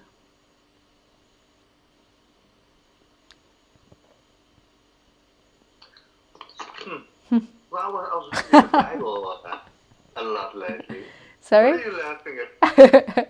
Because your response, you're like, okay. Oh, yeah. Oh, yeah, I'm a little bit too seriously. I know. Thank you very much. Oh, yeah. I need to loosen up a little bit, not to take that seriously in that. But. Yeah.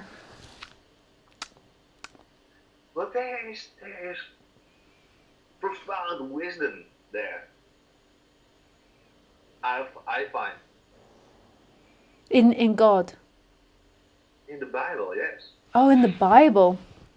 Yeah, I'm sure Christianity was based on non-duality.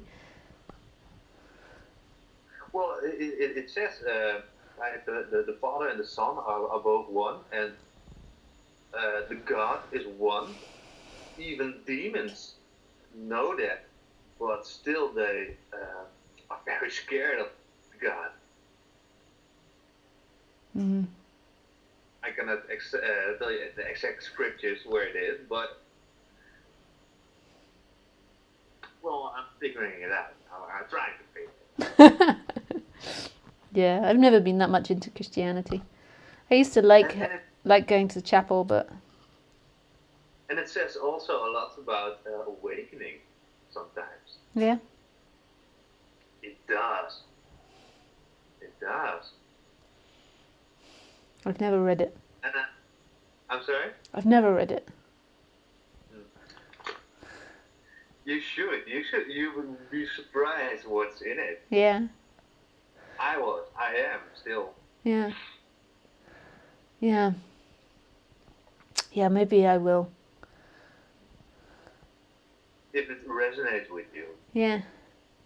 Yeah. I love the story of Adam, and there's certain stories that I really love, and of Jesus, and yeah. You love the story? I'm sorry? There's certain stories from Christianity that I really love. Sad story? No, there's certain stories. There are stories that I really like in Christianity. Oh, sure. Whoa. Which story do you like? I really like the crucifixion of Jesus. I really like the story of Adam and Eve eating the apple of knowledge and being chucked out of Eden. I think these are really good stories. I really like the story of Jesus walking through the desert for 40 days and 40 nights. Mm-hmm. I really like the speech about sharing my blood in the wine on the Last Supper. There's lots of things that I really like from it, but I don't know that much about it. Well, when Adam and Eve were kicked out, before they were kicked out, God made them close. Did you know that? No. He did not just kick them out. He took care of them. He made them close. So that's why I'm saying God, he does have a personality. Yeah, but that's a metaphor. I don't think that is a reality, but you take it how you take it. Yeah. Well, it's hard to prove. Yeah.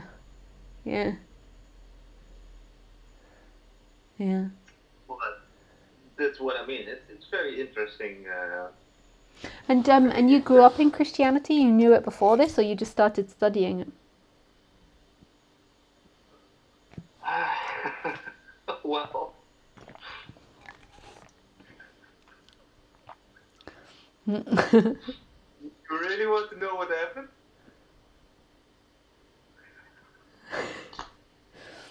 Yeah. Well,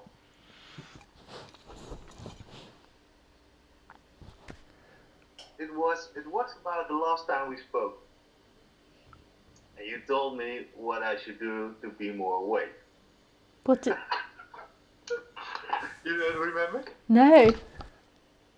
It was something. Okay, be in the body, just be present, accept what is, and just be there. And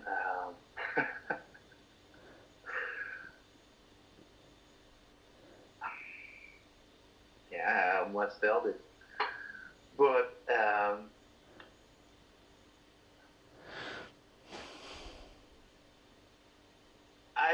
I'm not sure if I must tell you this.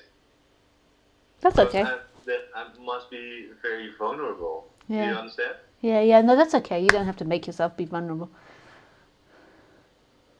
You'll do it when you're ready. Thank you very much. Yeah. You could do it. Yeah. Ready. But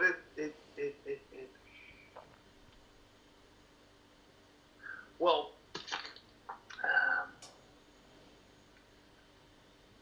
you said it was it can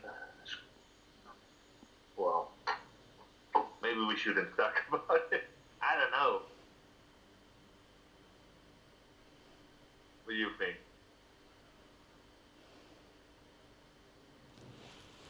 I think that if your initial response was that not to, then maybe it's best not to. Because then afterwards you might regret it.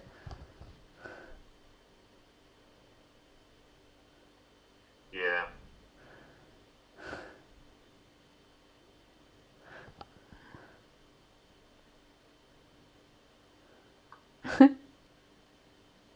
But still, it's a funny story. But it made me turn to the Lord, to God, and to Jesus. Wow. Yeah. And he did save me. And it was exactly what the gospel says. So, and what happened was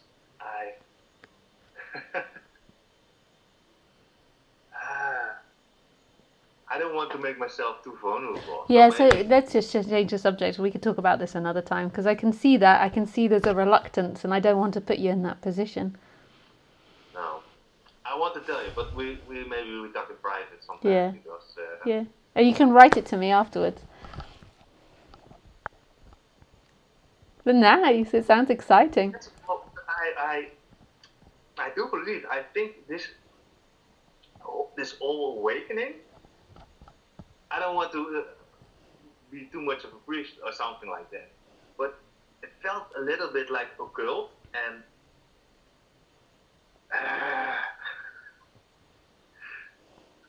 for me, I'm as a sinner. I need the Jesus Christ. How do you say it in English? The grace of God through Jesus is very important to me. That is what saved me.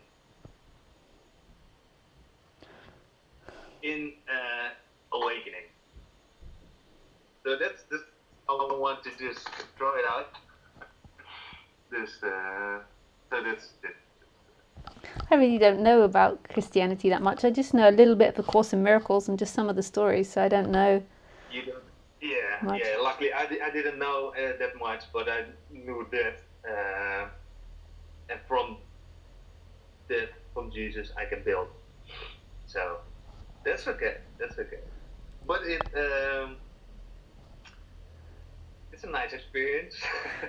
Yeah. Yeah. It is. It is. Wow. That's yeah.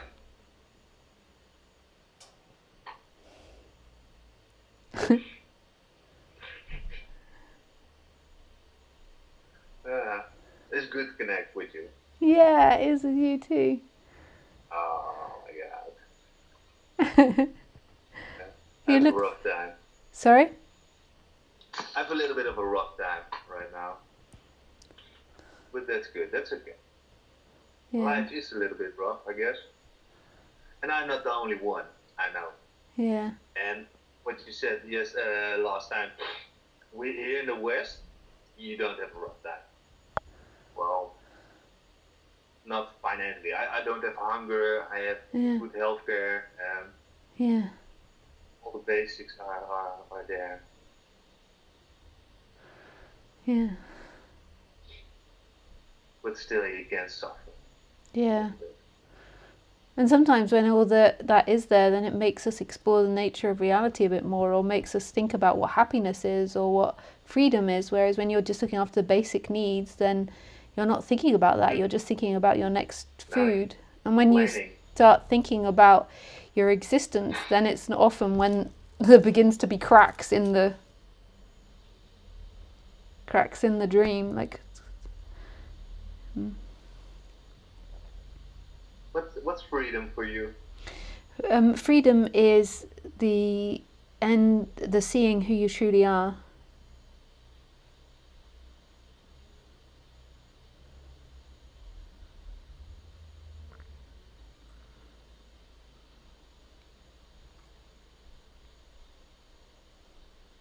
Seeing who you truly are. Yeah.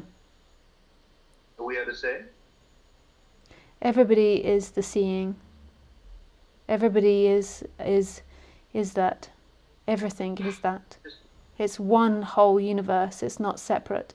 Everything's reflecting that back just by the way, if we look at what we eat or what we do in life, everything is one energy.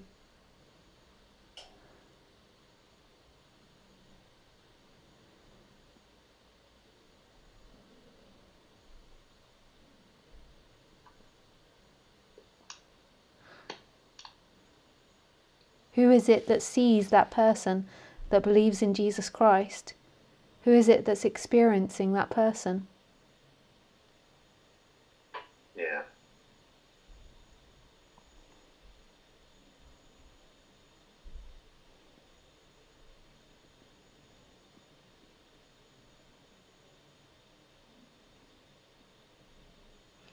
And waking up can be really painful because you're so conditioned to believe that you're something, you're a thing, you're a person moving in time. And so when you begin to wake up, everything that you were prior to that can begin to collapse.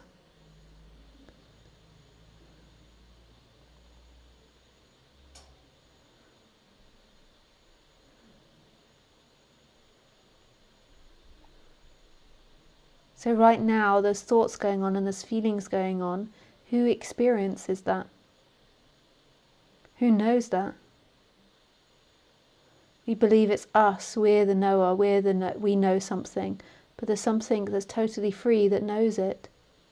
God is in this instant. God is the experiencer of all things. Not a thing that's moving in time, not an experience. You are not somebody that sat on that chair listening to me. You are the listening.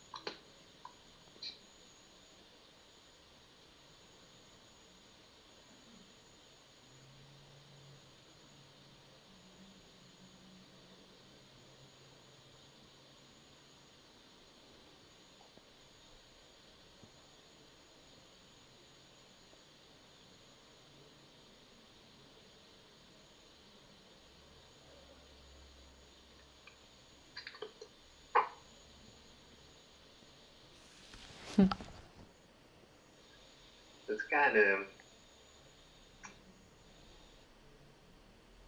when I'm in the present, constantly what the going back to the mind, to the questions of the experience from.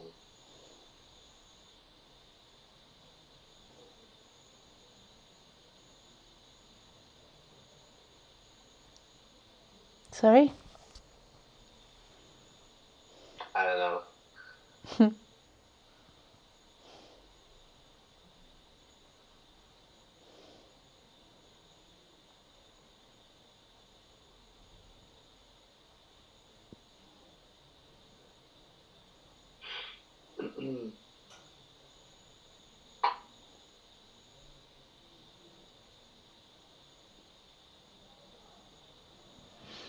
I can tell there's a lot more you'd like to speak about, but it's not the right time on YouTube.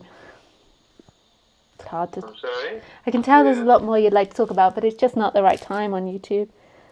Like, because it's not... You don't have to force yourself into being vulnerable. Sometimes it's not appropriate to share yourself with so many people, because there's a lot of people that watch these streams. Mm-hmm. Yeah. That's true. Yeah. But everybody feels so strong their own identity, their own soul, you can say. Yeah. And when you guide me to being present, I experience like love and like it feels very, very good, enjoyable.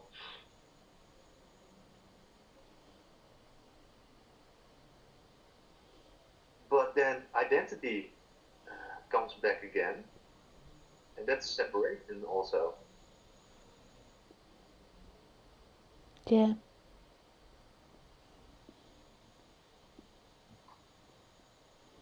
And when you are alone, you are most identified with yourself, I guess. I think people find it different. Some people find that they're more identified with people, and some people find they're more identified without people. I think it's different.